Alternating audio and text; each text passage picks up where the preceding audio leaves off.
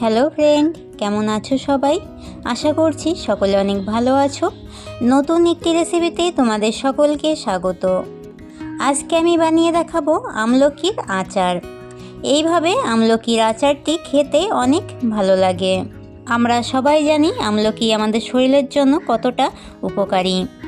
আমলকি কাঁচা অবস্থায় অনেকে খেতে পারে না, কিন্তু এইভাবে একবার আমলকির আচার বানিয়ে খেলে ছোট থেকে বড় সকলের কাছে অনেক ভালো লাগবে।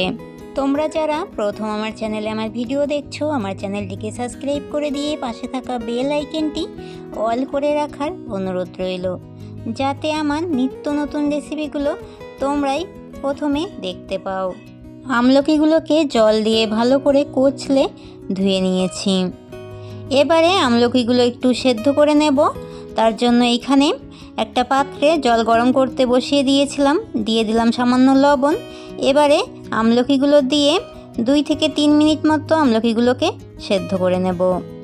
সেদ্ধ হয়ে যাওয়ার পরে একটু দেখিয়ে দেব আমলকিগুলো ঠিক কী রকম সেদ্ধ করেছি। একদম বেশি সেদ্ধ করিনি, 80% মতো আমলকিগুলোকে সেদ্ধ করে নিয়েছি। গ্যাসের আঁচটা লো ফ্লেমে করে দিয়েই আমলকিগুলোকে সেদ্ধ করে নিয়েছি। সেদ্ধ করে রাখা আমলকি একটু ঠান্ডা করে নিয়ে একটা ছুরির সাহায্যে এইভাবে 4 সাইড কিংবা 3 সাইড কেটে নেব।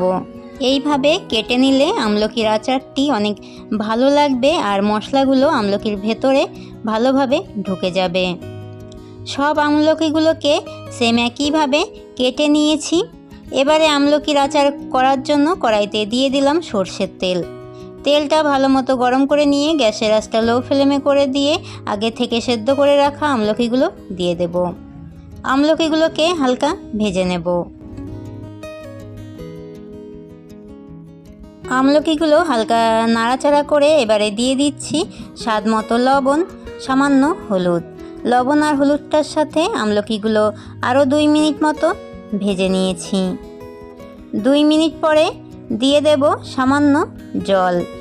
আমলকির আচার করার জন্য এইখানে গুড় আর চিনি দুটোরই ব্যবহার করছি। চিনিটাকে মিক্সিতে গুঁড়ো করে নিয়েছি, যাতে আমলকিগুলোর সাথে চিনিটা খুব তাড়াতাড়ি মিশে যায়। আমলকিগুলোকে 3 মিনিট মতো রান্না করার পরে দিয়ে দিলাম মিষ্টির জন্য চিনির গুঁড়ো, আর দিয়ে দিলাম আখের গুড় কিংবা খেজুরের গুড়, যেই গুড়টাই তোমরা ব্যবহার করতে চাও এইখানে করতে পারো।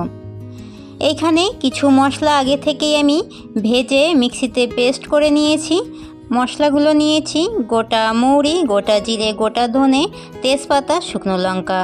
শুকনো খোলায় ভেজে নিয়ে মশলাগুলোকে ঠান্ডা করে মিক্সিতে পেস্ট করে নিয়েছি।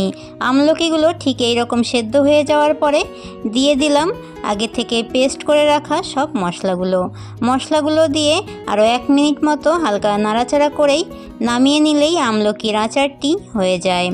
এইভাবে আমলকির আচার খেতে অনেক ভালো লাগে। তোমরাও বাড়িতে অবশ্যই এই রেসিপিটি ট্রাই করো আর আমাকে অবশ্যই কমেন্ট করে জানিও তোমাদের কাছে এই রেসিপিটি কেমন লাগলো।